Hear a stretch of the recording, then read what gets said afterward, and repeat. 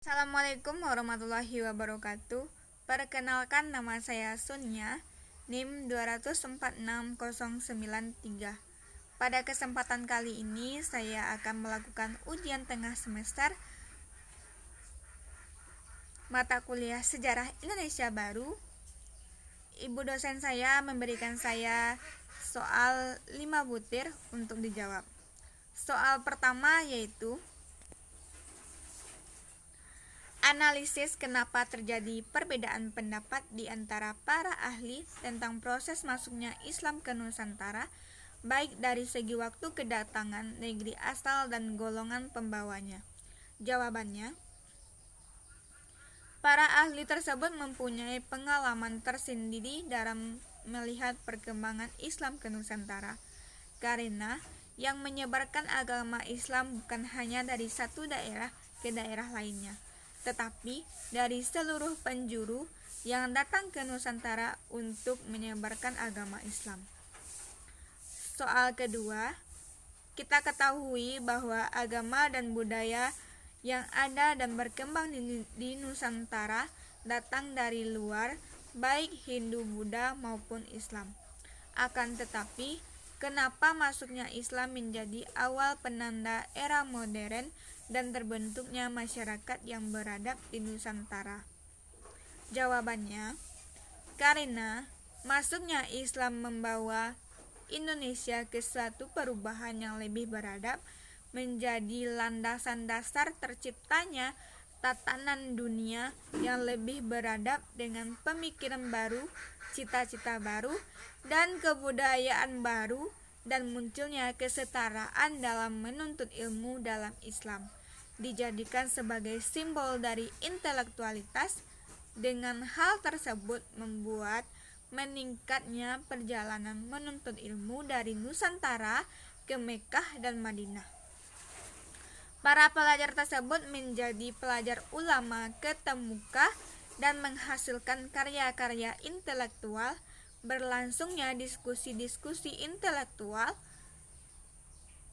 Yang soal ketiga, analisis hubungan kausalitas sebab akibat kemunduran Kesultanan Samudra Pasai dengan proses munculnya Kesultanan Malaka.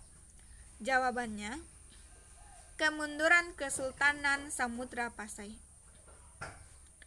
Samudra Pasai terakhir dipimpin oleh Abu Zain Malik Az-Zahir pada tahun 1524 Masehi. Kedatangan Portugis tahun 1511 dan menguasai Pasai tahun 1521 yang mengakibatkan semakin meredupnya Kerajaan Samudra Pasai. Berakhirnya Kerajaan Samudra Pasai di tangan Sultan Aceh yang mengakibatkan aktivitas pusat perdagangan keilmuan pindah ke Malaka. Munculnya Kesultanan Malaka. Prameswara melarikan diri dari Tumasik karena telah membunuh penguasa setempat. Prameswara menemukan sebuah perkampungan kecil dan menemukan penduduk asli. Akibatnya, Prameswara menemukan sebuah pelabuhan yang baik di segala musim.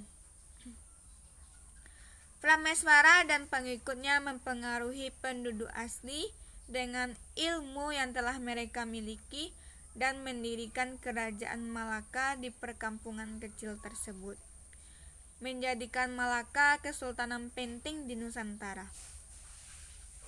Soal keempat, analisis beberapa faktor yang menjadikan Kesultanan Aceh Darussalam mampu menjadi kesultanan Islam terbesar di Asia Tenggara. Hubungkan analisis tersebut dengan kondisi Indonesia hari ini. Jawabannya, karena Kerajaan Aceh mampu melakukan perlawanan dan mampu untuk bekerja sama, dan kaum Aceh didomisili oleh kaum ulama. Faktor pendukungnya yaitu letak ibu kota Aceh yang strategis. Pelabuhan Aceh memiliki pelabuhan yang persyaratannya baik terlindung dari ombak besar. Daerah Aceh kaya akan tanaman lada sebagai mata dagang ekspor yang penting dalam melakukan perdagangan internasional. Jatuhnya Melaka ke tangan Portugis menyebabkan perdagangan Islam banyak yang singgah ke Aceh, sama dengan keadaan Indonesia saat ini. Mempunyai kekayaan alam yang melimpah, tetapi kekurangan sumber daya manusia untuk mampu mengelola kekayaan tersebut. Maka kekayaan alam tersebut diekspor ke luar negeri supaya orang-orang tersebut dapat mengolahnya dan dapat untuk dimanfaatkan dalam segala bentuk macam kegunaan. Soal kelima, berikan jawaban analisis saudara terhadap pernyataan penutup Profesor Asyumardi Asra pada makalah beliau Jalur Rempah dan Kosmopolitan Intelektualisme Islam.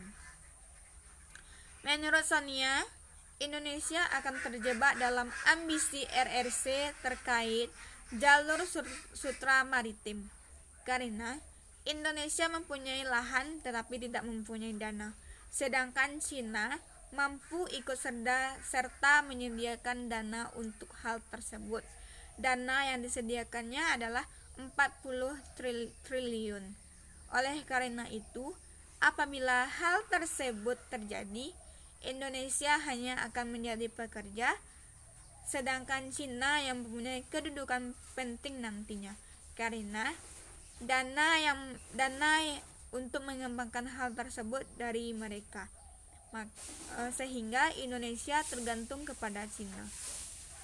Sekianlah hasil jawaban UTS saya hari ini. Kalau ada kata-kata yang salah atau jawaban yang kurang, mohon dimaafkan.